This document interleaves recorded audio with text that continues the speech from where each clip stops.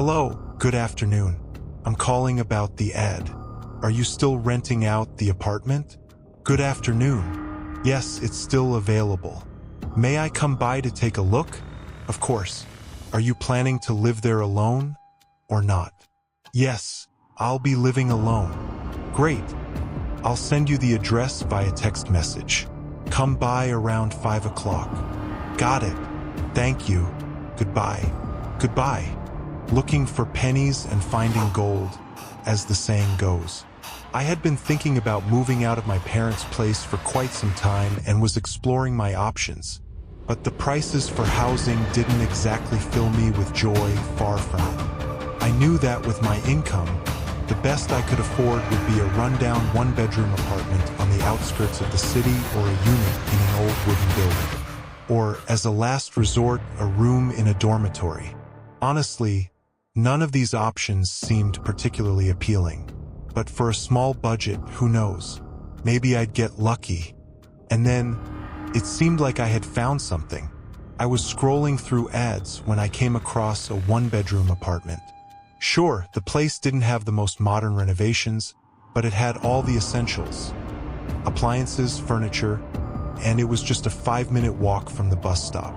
Plus, it wasn't too far from my parents' place. I arrived at 5 as agreed. A pleasant woman, around 40 years old, greeted me. She immediately showed me around, pointing out where everything was, talked about the neighborhood's infrastructure, and then asked, "When would you like to move in? Could you tell me, is the price the same as in the ad?" "Yes, that's correct." "Why is it so cheap?" "Well, you see, the renovation isn't the most modern, and that's why the price is what it is. Plus, the appliances and furniture are old, as you can see for yourself." I just shrugged. It was odd. Rundown apartments usually cost as much as a royal palace, and here, well, let's see. What about the neighbors? They're fine. All decent people, so I'd recommend keeping the noise down after 10 p.m. Just one thing. She began, hesitating, as if unsure whether to continue. "What is it?" "Well, you see, there's an elderly lady living in the apartment across from yours. She's very old and sometimes acts a bit peculiar. Don't be alarmed. She's completely harmless. It's just better not to engage with her too much." "Well, things like that happen. When would you like to move in?" "The sooner, the better." "Great. In that case, we can sign the agreement right now, and I'll hand you the keys." I quickly read through the agreement, handed Mary the payment for the first month, and then headed back home to pack my things. My parents were surprised that I was moving out so soon, but overall they didn't seem to mind. In fact, they almost seemed supportive, or at least that's how it felt to me. By 9 in the evening, I was sitting in the kitchen, sipping coffee. Most of my things were already unpacked and put away, so I decided to let everything else go and just relax. Before long, I felt the urge to have a smoke. Mary had said it was fine to smoke in the apartment, so I stepped out onto the balcony, flicked my lighter, and lit a cigarette. A quiet courtyard stretched below my windows. I looked down at it and felt relieved that there wasn't a playground beneath. No need to endure the constant screams, shrieks, and running around every time I opened the window. Our courtyard had a few benches, and that was about it. At the moment, they were empty, likely because everyone was hiding indoors from the heat. It had been over 30 degrees Celsius, 86 degrees Fahrenheit for several days now, a rarity for our region. Surprisingly, I was handling the heat fairly well, unlike most of my friends and acquaintances. As I pondered how July seemed to spare no one, I noticed an old woman walking through the courtyard. Just a typical old lady, except she was dressed in layers, like she was prepared for the dead of winter. And this was in the middle of summer. She wore some kind of headpiece, a coat, and boots. The sight made me feel uneasy. There was something off about her. Wait a second. Could this be the neighbor Mary mentioned? Or were there plenty of people like that around here? Later that night, I started craving something tasty, but all I had in the fridge was a jar of mayo and a pack of dumplings. Definitely not what I wanted. So, I quickly got ready and stepped out the door. The moment I entered the stairwell, I came face to face with an old woman. It was the same elderly lady I'd seen earlier, walking around the courtyard in her winter outfit. Looks like she'd had her stroll and was heading home, just as I came out and bumped right into her.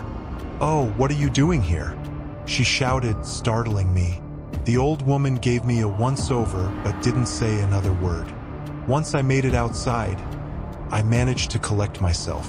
I couldn't quite understand why I'd been so shaken. I returned home from the 24-hour store without any further incidents. Overall, I was really enjoying life in my rented apartment. I was entirely on my own. No one to tell me how to live or what to do. I could sleep in until noon, spend the whole day on my laptop, or invite friends over whenever I wanted. The landlord turned out to be reasonable.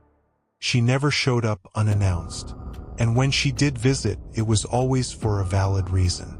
The neighbors were reasonable as well. At first, I was wary of the one across the hall, but now I actually felt sorry for her. No one ever visited her. She didn't talk to anyone in the courtyard, and she led a quiet, solitary life.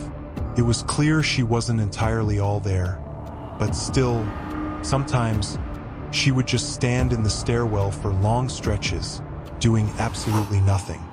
I wondered if she had any children. Like I said, I felt a bit sorry for her.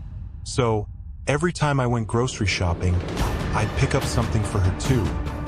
A box of tea, a pack of cookies, or a carton of milk. I usually ran into her outside and handed her the items. She'd avoid eye contact, mumble a quick thank you, and that was it. Honestly, I wanted to do more to help her, but I wasn't exactly well off myself. One evening, I was standing by the stove making dinner. The monotony of the task was interrupted by a noise coming from the stairwell. It sounded like it was coming from my floor. Curiosity got the better of me, and I stepped into the hallway, peeking through the peephole. What I saw made me flinch in surprise.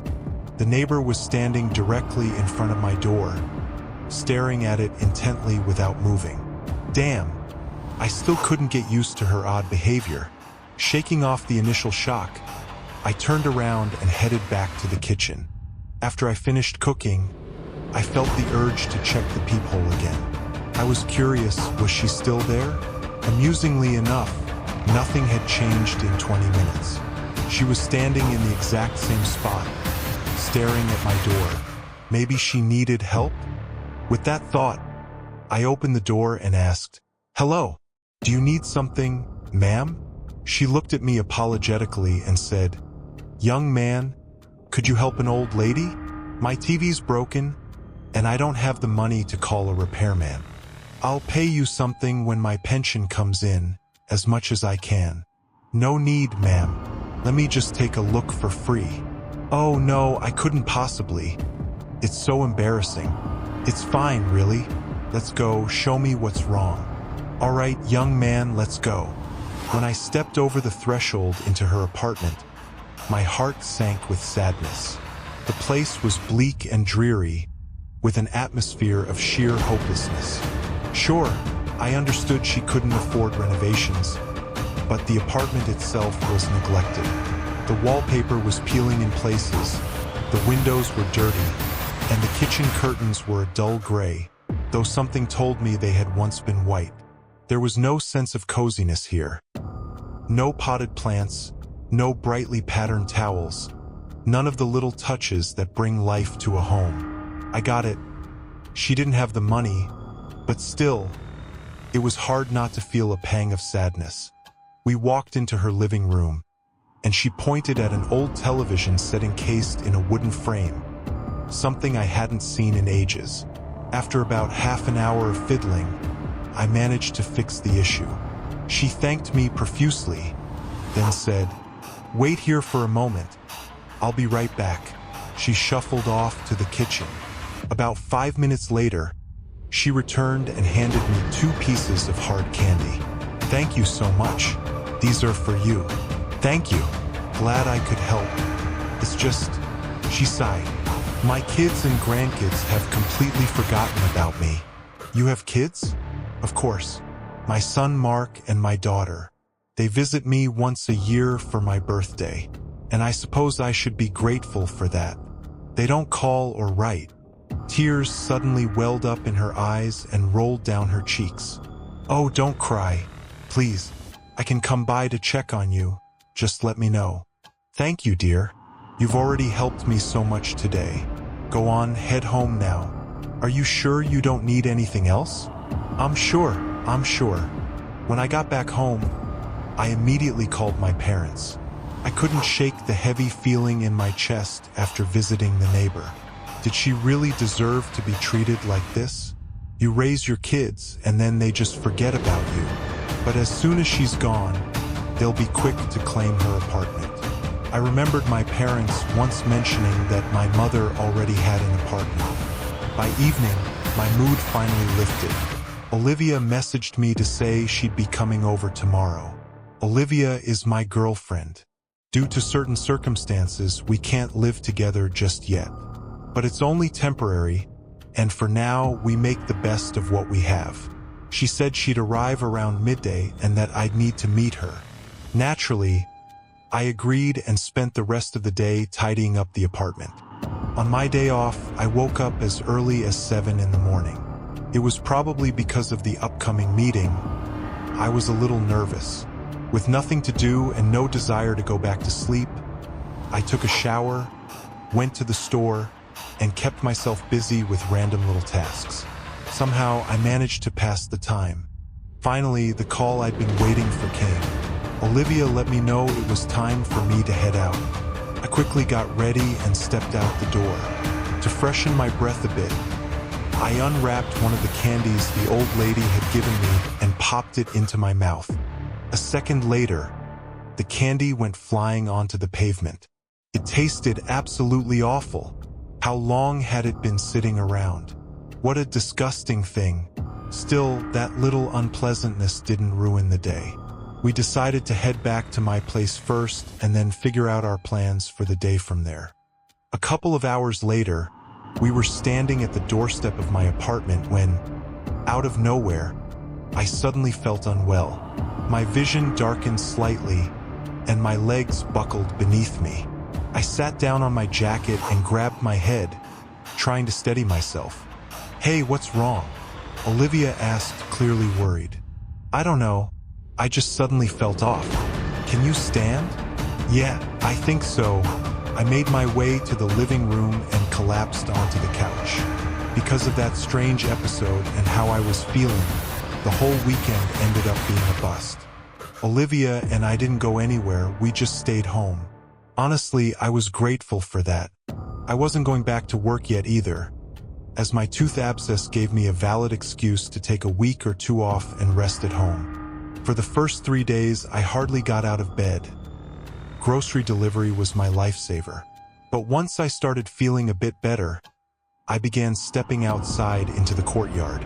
One day, as I was sitting on a bench, I saw Aunt Toma, the neighbor from across the hall.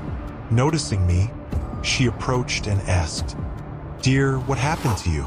Haven't seen you around. Looks like you're not leaving the house at all." I don't know. I just started feeling really awful. Spent 3 days in bed, and now I'm slowly getting back on my feet. "Oh my!" the old woman exclaimed, clasping her hands. "And it hit you just like that? Oh, what's this world coming to?"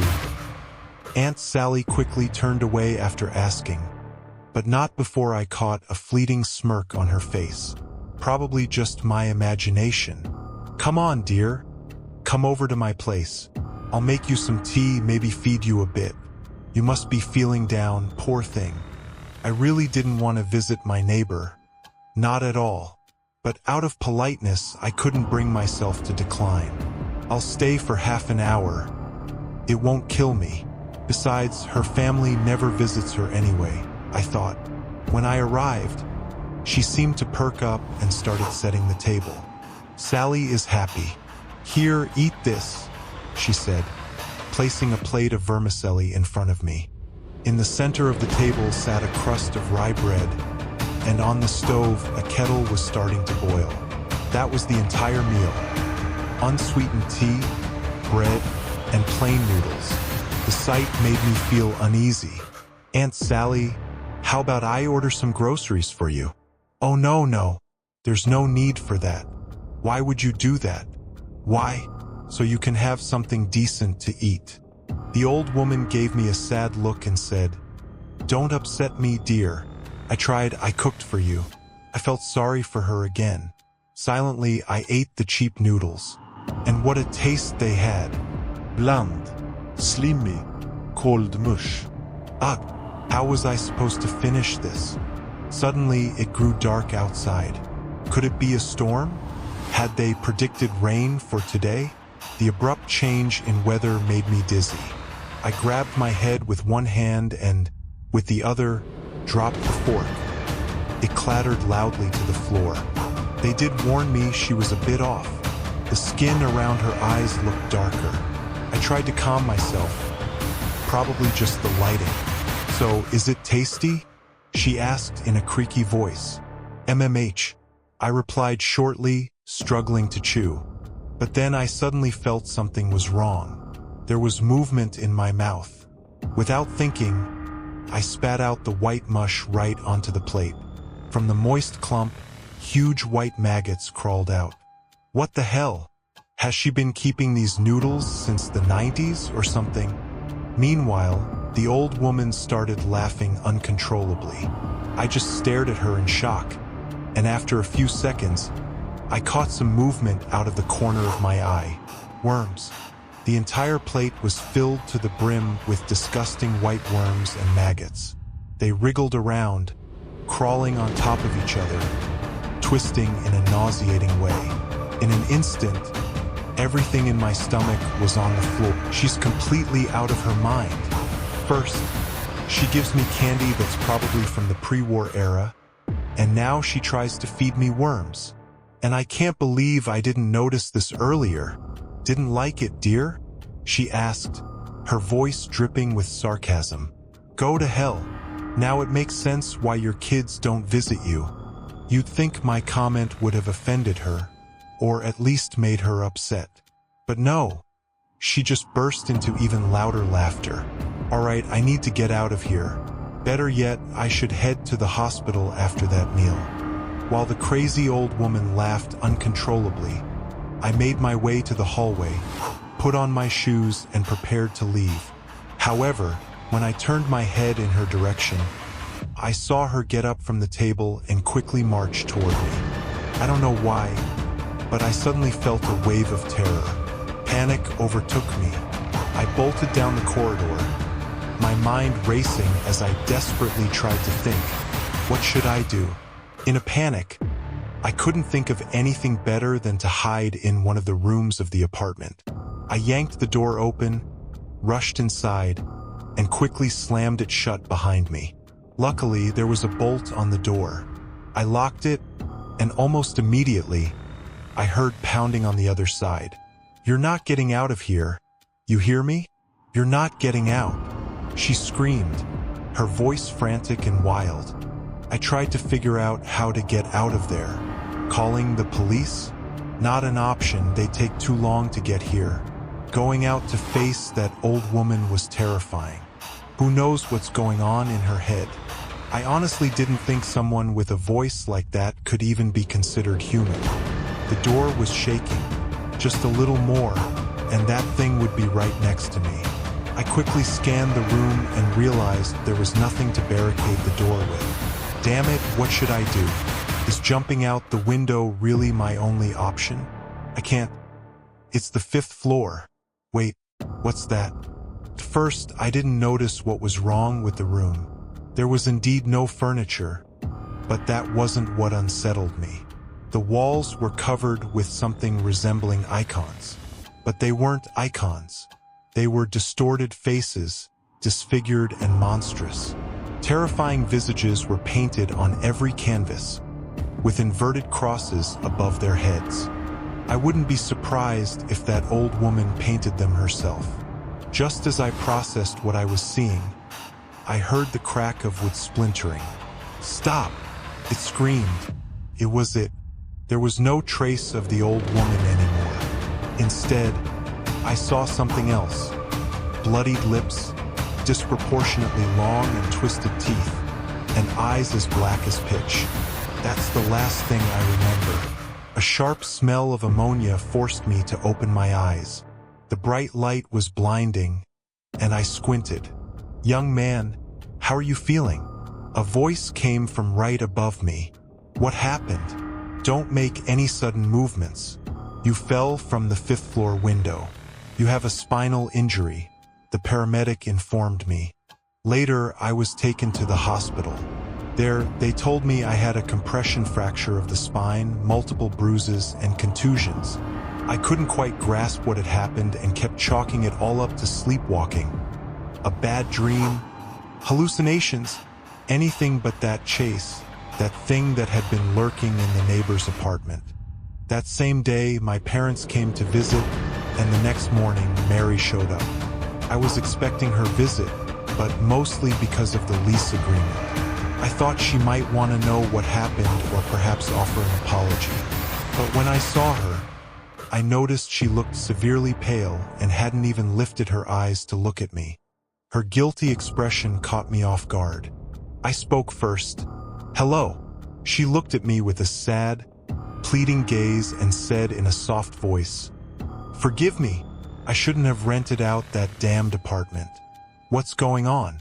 I asked, concerned. Tears slid down her face. She wiped them away with her palms, as if she was about to say something, but each time her voice betrayed her, trembling. I watched her in silence, waiting for her to calm down. After a few minutes, she managed to compose herself. Staring out the window, she finally spoke. "You probably have the right to know." Mary continued, "I bought this apartment for myself 5 years ago. The price was significantly lower than the market average. People warned me that there had to be a reason for such a low price. But I didn't listen. It all started from the very first days after I moved into that building. The old woman from the apartment across the hall kept standing on our landing, scaring me out of my wits. At first, I thought she was just a bit off mentally. But after one event, I realized it was much worse than I had thought. She fell silent, lowered her eyes, and then continued. "That same neighbor once tricked me into coming over to her place, saying she needed me to wait with her for the ambulance. She said she wasn't feeling well, and who knew if the doctors would even make it in time. I agreed, such a fool I was, and went into her apartment. She told me to go into the room. When I found myself in her bedroom, the lights in the apartment suddenly went out. I was about to head to the hallway to check if the fuse had blown, but then I suddenly felt cold fingers press against my neck. Couldn't breathe. I tried to scream, but only a rasping sound escaped my mouth. I don't know how I managed to break free. I stumbled through the apartment, bumping into everything in my path, and eventually, I found the front door with my forehead. It was locked. I pulled at the handle again and again, but it wouldn't budge. Of course, I called for help, screamed at the top of my lungs. At the sound of my scream, a neighbor rushed over, and in that moment, when I heard his voice, I felt a sharp, unbearable pain in my leg. I fought back as best as I could, but there was nothing I could do. Navigating in the dark was impossible. The pain spread to different parts of my body, growing more intense, and over time, I began to weaken. Eventually, I lost consciousness entirely. It later turned out that the neighbor had called the police. When they forced the door open, they had to call an ambulance as well. That innocent old lady had stabbed me several times. I had to undergo a blood transfusion, and as for her, they sent the old woman to a psychiatric hospital. She was there. I don't remember exactly how long, Mary continued. After that, I moved out, and the apartment stood empty for several years. About a year ago, I thought about selling it, but that neighbor, as if she could sense it. Every time I brought potential buyers, she would immediately start causing a scene. Some sort of one-woman show. That's when I gave up on the idea and decided to rent it out. You were the first to respond. She looked at me with guilt in her eyes. I didn't think anything would happen to you. You're a guy, you could defend yourself if needed. How did it end up like this, Mary? I asked. The thing is, she's not exactly human. I answered right away. What do you mean? She asked, surprised. I told her everything that had happened to me and why I ended up in the hospital. She listened carefully, and then, without saying much, quickly said goodbye, promising to come by the next day. But the next day and the day after that, I never saw her. Instead, my parents called. They told me they had taken all my things. And then, a large sum of money from Mary appeared in my account. Sorry, you won't have to go into that apartment anymore.